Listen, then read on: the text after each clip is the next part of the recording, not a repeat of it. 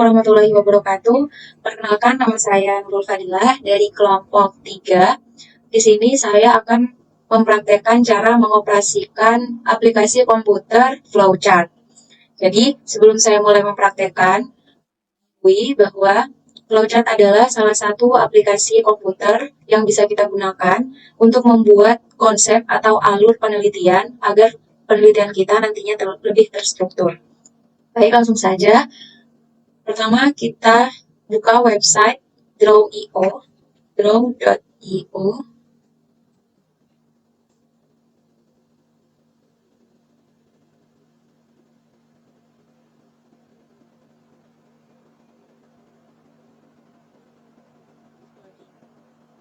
Tampilannya nanti akan seperti ini. Silahkan pilih Google Drive. Lalu buat diagram baru. Dan silahkan diganti nama diagram di atas. Misal, aplikon kelompok 3.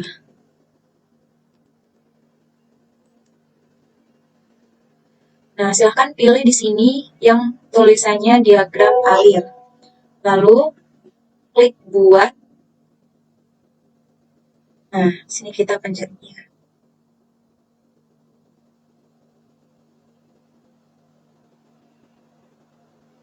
Nah, setelah masuk tampilan seperti ini, nantinya kalian bisa mulai ini tinggal mengganti tulisan dengan step-step penelitian kalian sendiri. Tapi sini saya akan mempraktekannya dari awal, jadi ini saya sampingkan dulu semuanya.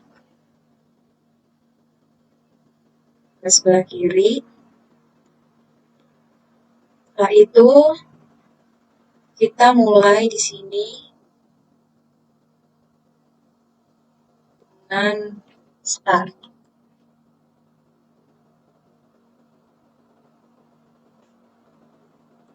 Ini akan saya hapus terlebih dahulu.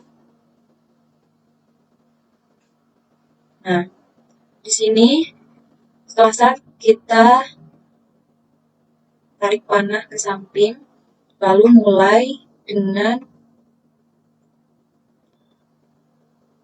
step pertama yang akan saya lakukan dengan kelompok saya, yaitu membuat rumusan masalah.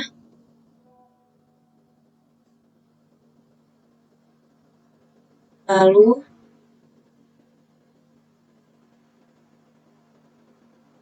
mencari referensi.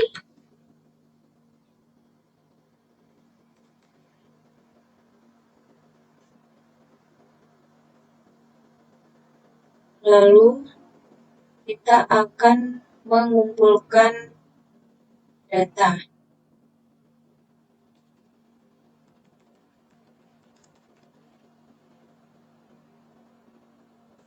Data di sini bisa kita lakukan dengan membuat Gform dan meminta responden untuk mengisi Gform.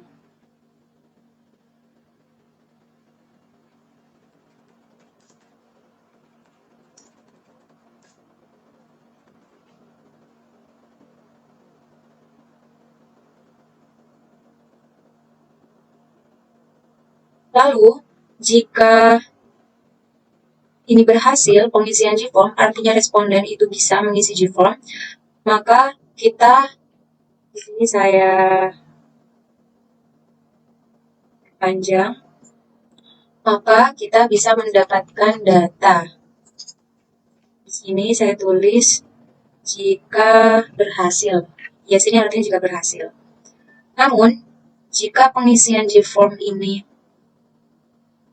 tidak berhasil, no, saya tulis no di sini, maka penggalian data yang bisa kita lakukan yaitu berupa wawancara secara langsung kepada responden. Tujuannya sama, yaitu mendapatkan data.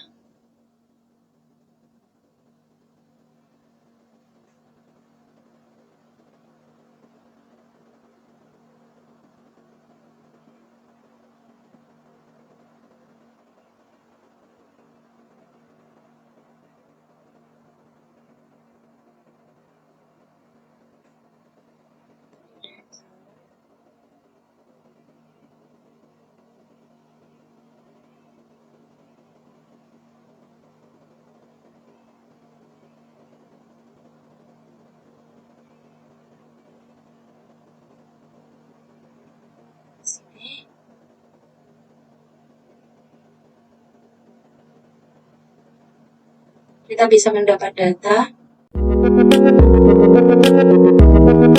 Assalamualaikum warahmatullahi wabarakatuh. Masih bersama kelompok 3. Di sini saya Ditambah Baitul Mahfud akan membawakan materi mengenai Google Drive. Oke, jadi Google Drive ini merupakan aplikasi komputer yang digunakan untuk menyimpan file, baik itu dokumen, foto, video, PowerPoint, dan lain sebagainya. Itu bisa menggunakan Google Drive ini. Namun kapasitas maksimal dari Google Drive adalah 15 GB. Oke, langsung saja. Sini untuk membuat file dan untuk mempermudah dan menata ini Google Drive itu bisa membuat folder ya. Yang pertama dilakukan bisa klik baru ini, kemudian folder baru kita ketik, misal folder untuk kelompok, misal kelompok Aplikom 3. Oke, kita klik buat, kita tunggu keluar filenya.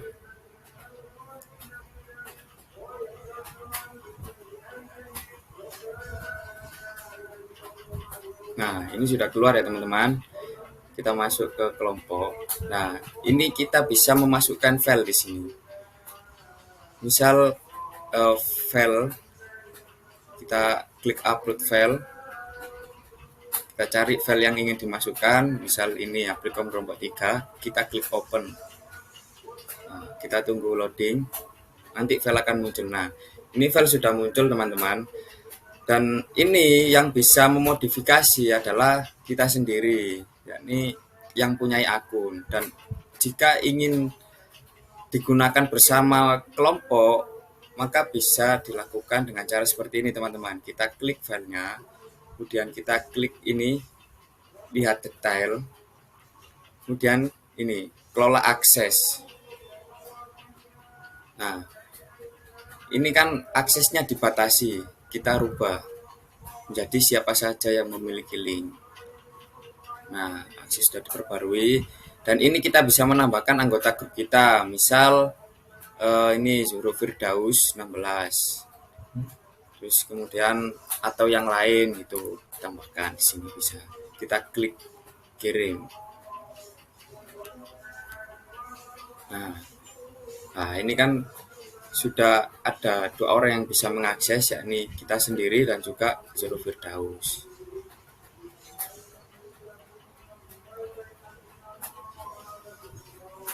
Kurang lebih itu yang bisa saya sampaikan. Saya ucapkan terima kasih.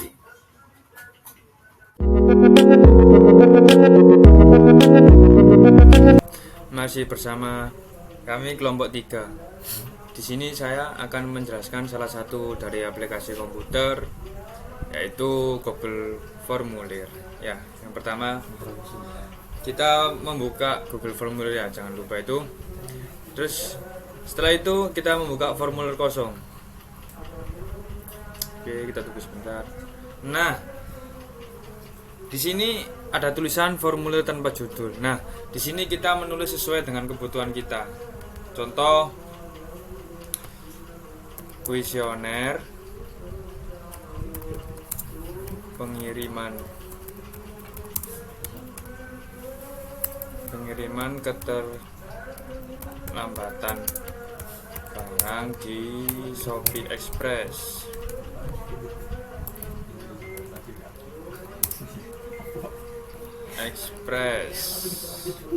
Nah, kemudian selanjutnya di bawah tulisan tadi ada tulisan deskripsi formulir. Kemudian deskripsi formulir. Nah, di sini deskripsi formulir itu diisi sesuai dengan kebutuhan kelompok. Misal nih ya, contoh kita tulis istilah kuesioner berdasarkan pertanyaan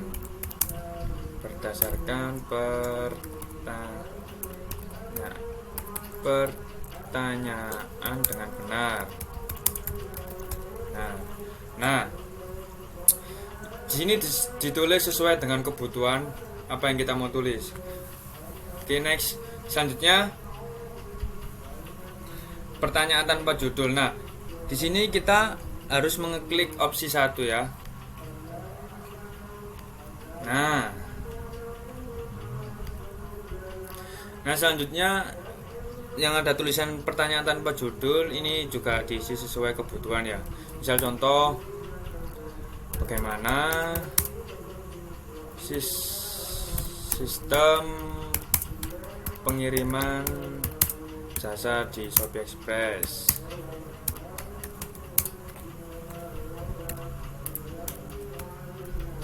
Nah, selanjutnya jangan lupa klik pilihan ganda, lalu pilih paragraf.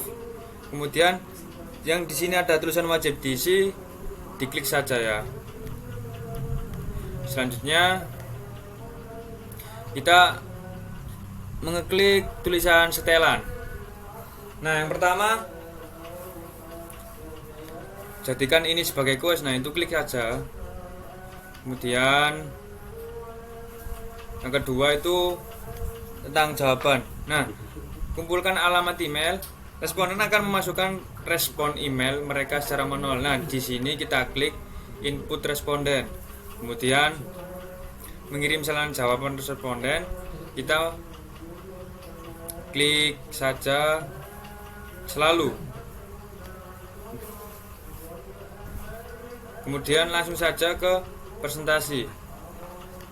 Nah, kita klik saja.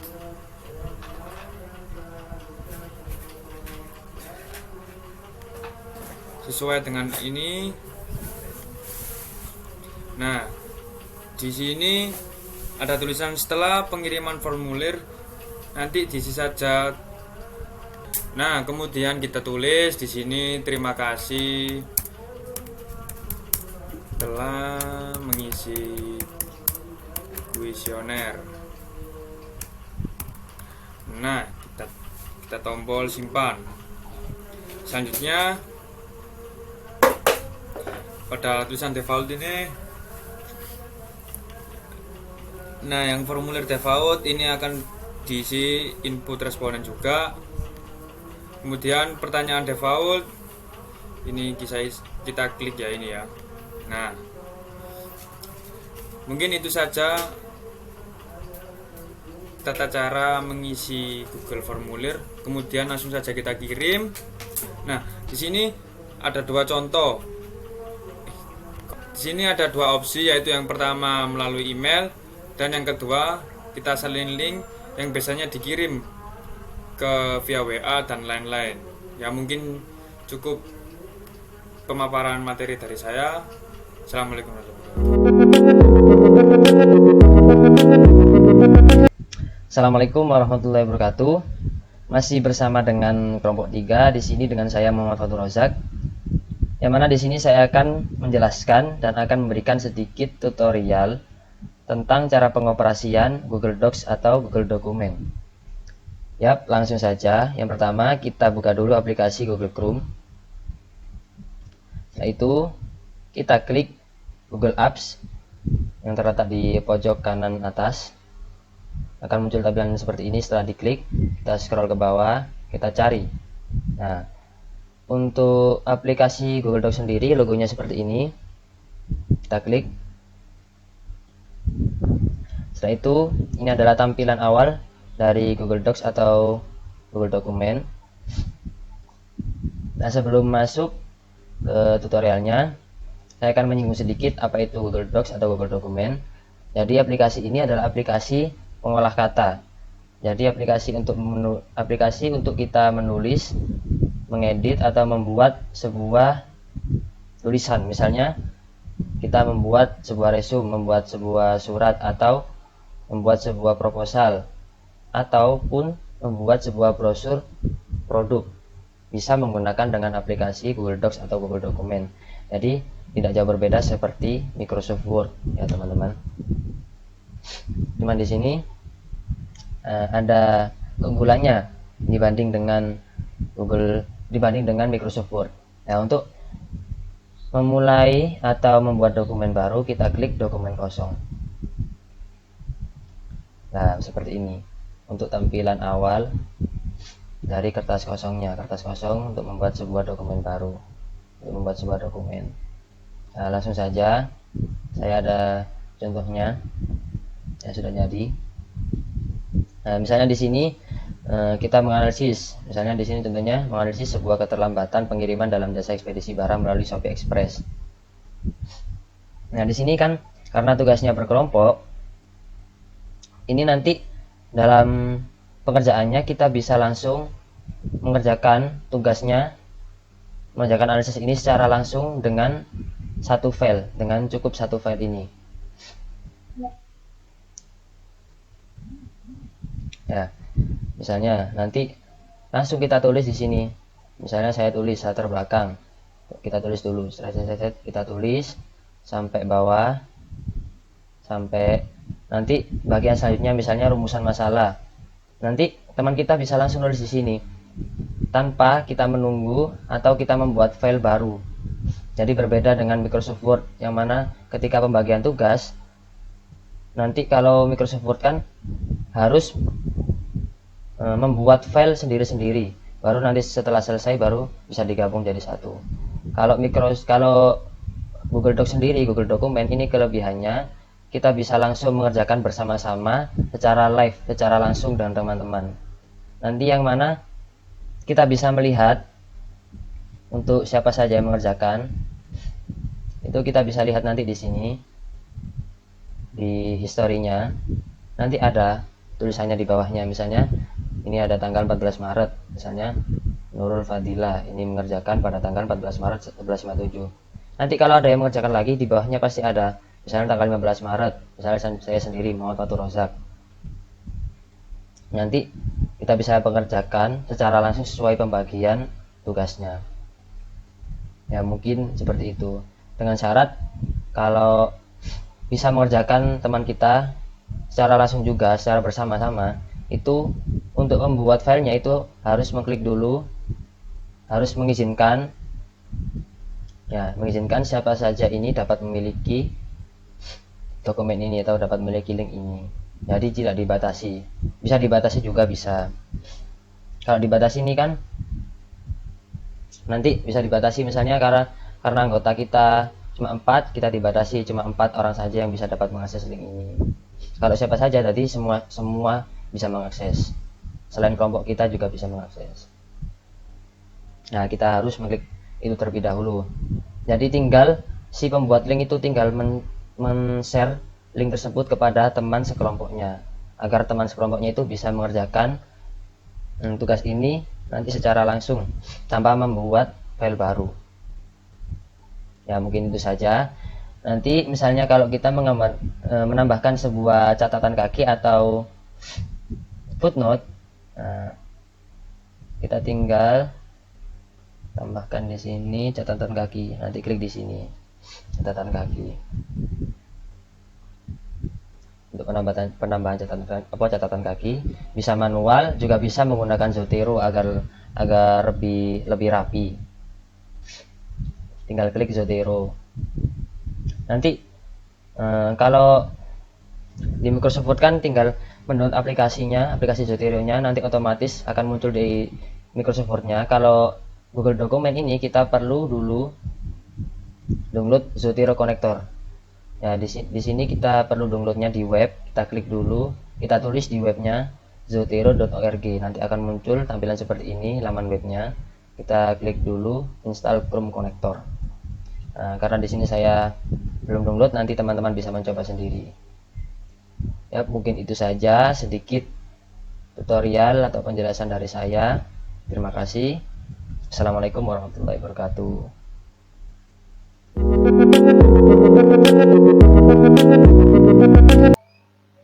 Baik teman-teman, selanjutnya kita akan menampilkan untuk penampilan hasil penelitian melalui Google Slide.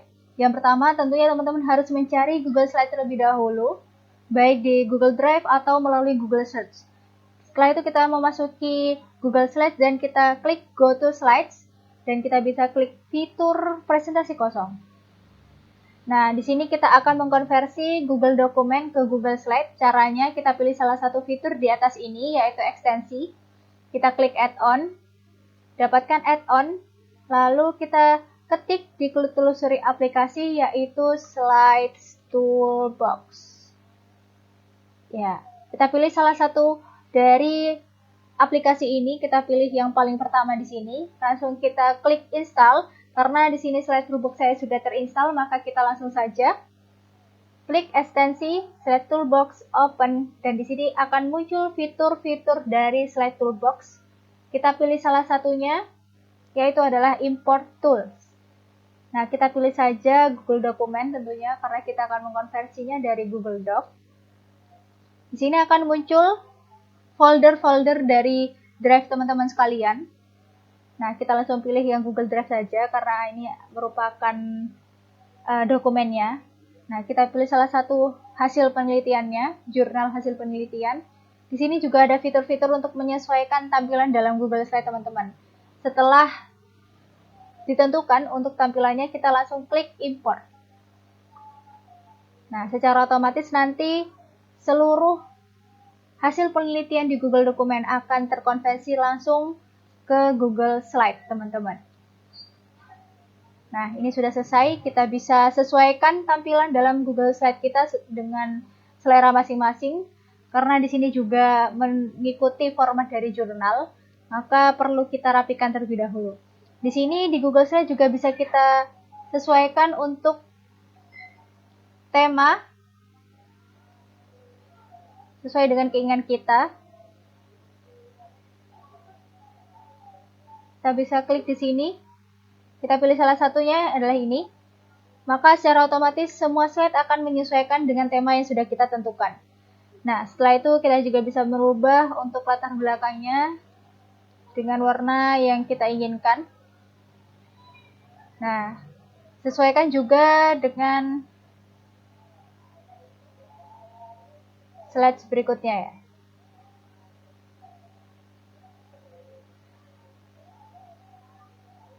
Ya, kita bisa langsung mengubahnya semua di sini. Nah, setelah dirasa cukup untuk merapikan Google Slide di sini, teman-teman bisa langsung klik fitur bagikan, menyesuaikan dengan judul yang teman-teman inginkan. Lalu kita klik simpan.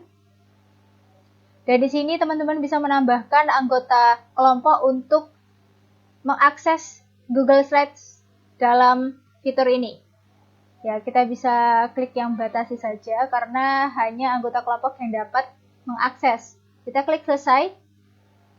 Nah, secara otomatis anggota kelompok lain akan dapat mengakses atau bisa ikut membantu mengedit isi dari Google Slide. Nah, bagaimana cara menampilkan Google Slide ini? Tidak jauh berbeda dengan fitur Microsoft PowerPoint, teman-teman, karena untuk aplikasi pengolah kata ataupun gambar tidak hanya melalui Google Slides, namun teman-teman bisa menggunakan aplikasi Canva ataupun Microsoft PowerPoint dan lain sebagainya. Kita bisa klik slideshow di sini. Nah, maka secara otomatis Google Slides yang sudah kita susun akan ditampilkan seperti ini. Kita bisa juga mendownloadnya dengan berbagai format file. Salah satunya mungkin bisa teman-teman gunakan untuk Microsoft PowerPoint. Seperti ini. Ya, secara otomatis nantinya akan berubah ke PPT. Ya, kita buka saja.